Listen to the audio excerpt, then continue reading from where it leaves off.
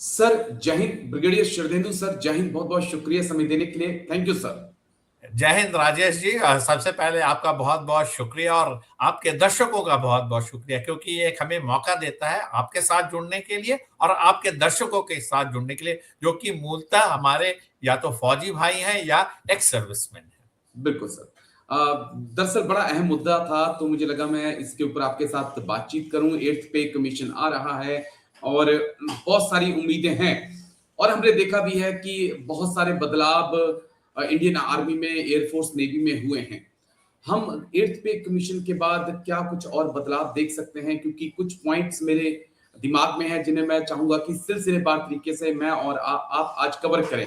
एक जो Indian army में ग्रुप बनाए गए हैं कि ये कुछ एक्स में रहेंगे, ये वाई में, ये जेड में, वो उस मुद्दे पर क्या कोई फेरबदल, कोई चेंजेस हो सकता है? क्योंकि आज सोल्जर कह रहे हैं कि नहीं, हम सब पढ़े लिखे हैं, बराबर हैं, आज कोई हमें उस लिहाज से समझ लेंगे। और एक सेवादारी की जो प्रथा है उसको लेकर भी बहुत हल्ला बोल है इस वक्त देश के अंदर, और पहली बार ऐसा हो रहा है कि देश के मीडिया के सामने सेना के अंदर की बातें आज बाहर आ रही है कि सेना के अंदर दीवारों के पीछे क्या कुछ होता है।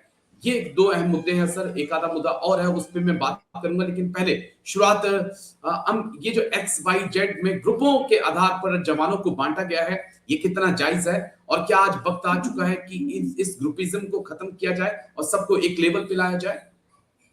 देखिए, सबसे पहले तो आपने जो ये मुद्दा उठाया, ये बहुत ही अहम मुद्दा है राजेश जी। और सबसे पहले ये पहले ज़माने में हुआ करता था जब एजुकेशन लेवल इतना नहीं था। आज की डेट में अग्निवीर तक आ रहे हैं, अग्निवीर का इंटेक है, उनकी एजुकेशन क्वालिफिकेशन मोर और लेस एक है, सारे आईटी प्रोफिशिएंट हैं, तमाम तरीके की जो डिस्पैरिटी हुआ करती थी at the time of recruitment वो खत्म हो गई। तो जब आपका इंटेक एक जैसा हो गया है, तो इस तरीके का कैटेगराइजेशन अब महत्व नहीं रखता है। मेरा मानना है कि अब समय आ गया हमें सीधा सीधा दो भागों में सोचने के लिए, एक कॉम्पिटेंट सोल्जर, एक नॉन कॉम्पिटेंट सोल्जर। अगर आप ये दो जी। कैटेगरी कर देते हैं तो बहुत बेहतर होगा। कॉम्पिटेंट वो सारे के सारे हैं जो तमाम तरीके के यूनिट बटालियन में जाते हैं, अपने रेजिमेंटल सेंटर में जाके ट्रेनिंग करते हैं, यूनिट में आते हैं और वो युद्ध की, चाहे वो कॉम्बैट आर्म हो या कॉम्बैट सपोर्ट आर्म हो या सर्विसेज हो, उसमें वो लड़ाई के दौरान हिस्सा लेते हैं।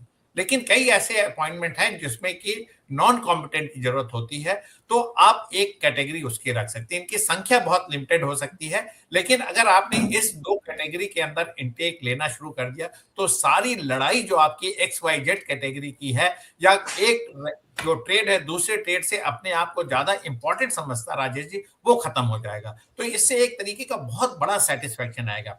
वो जमाने चले गए कि जब इंजीनियर सिग्नल्स में टेक्निकल जी। सर्विसेज होने की वजह से जवानों का इंटेक अलग हुआ करता था। अब सारे के सारे अग्निवीर हैं, सारे अच्छी क्वालिफिकेशन के साथ हैं, अब तो ग्रेजुएट भी आते हैं। तो लिहाजा इस तरीके का डिस्टिंक्शन मेरे समझ से इसको खत्म कर देना चाहिए। और 8th पे कमीशन से ये गुजारिश होगी कि आप इस दिशा में सोचना शुरू करिए, एक्स वाई जेड हटा के कॉम्पिटेंट एंड नॉन कॉम्पिटेंट रखिए। 95% आपके कॉम्पिटेंट है, 5% नॉन कॉम्पिटेंट आएंगे, जिसमें कि वो तमाम ऐसे ट्रेड्स, तमाम ऐसी जो सुविधाएं जो यूनिट में जवानों को दी जाती है, उसके जी। लिए जो मददगार शामिल होंगे वो नॉन कॉम्पिटेंट में आएंगे। तो इससे मैं बहुत बड़ी समस्या का समाधान होगा। और एक चीज और मैं ऐड करना चाहूंगा राजेश जी। जी। देखिए, अब आप आएगा कि तमाम टेक्निकल आर्म वाले बोलेंगे हम बड़े डिफरेंट डिफरेंट कोर्सेज करते हैं, उस्ताद एकाईजीज आएंगे, जो उस्ताद होते हैं वो आएंगे, डिफरेंट डिफरेंट कोर्सेज करते हैं। तो आप उसका एक कैटेगराइजेशन कर दीजिए, उसमें आप क्वालिफिकेशन पे या एक अलाउंस दे सकते हैं, एग्री। जैसे कि टेक अलाउंस या इंस्ट्रक्टर अलाउंस, या आपका जो इस तरीके की कैटेगरी में आते हैं उसको टेक्निकल क्वालिफिकेशन के तहत आप उनको अलाउंस दे सकते हैं। तो अगर किसी ने किसी भी पर्टिकुलर फील्ड में महारत हासिल किया है, तो वो उसकी कॉम्पिटेंस कंपनसेट होती है उस अलाउंस द्वारा। एक कॉम्पिटेंट, नॉन कॉम्पिटेंट, एक पे स्केल हो गया। और साथ में मैं एक चीज और जोड़ना चाहूंगा, आज की डेट में आप एक्स वाई जेड कैटेगरी तक अपने आप को लिमिट ना रखें। जब जवान अग्निवीर आया है तो एक लंबा रैंक स्ट्रक्चर हमने बना रखा है, लांस नायक, नायक, लांस हवलदार, हवलदार, नायब सूबेदार, सूबेदार, सूबेदार, मेजर, इतनी कैटेगरीज में अब इसका समय आ गया डिस्पेंस करने का। बिल्कुल। पहले भी हमने आपसे इस संदर्भ में बात की, आप रखिए अग्निवीर आया, फिर नायक, फिर हवलदार, फिर सूबेदार, और उसके बाद बिल्कुल। सूबेदार। अगर आप इस रैंक स्ट्रक्चर में आते तो तमाम चीजें इतनी जो रैंक एंड फाइल में आपने क्रिएट कर रहा है वो सारी चीजें सॉल्व होंगी। जी। तो एक बहुत अहम मुद्दा है, इसको जरूर 8th पे कमीशन को एड्रेस करना चाहिए। बिल्कुल। एक पॉइंट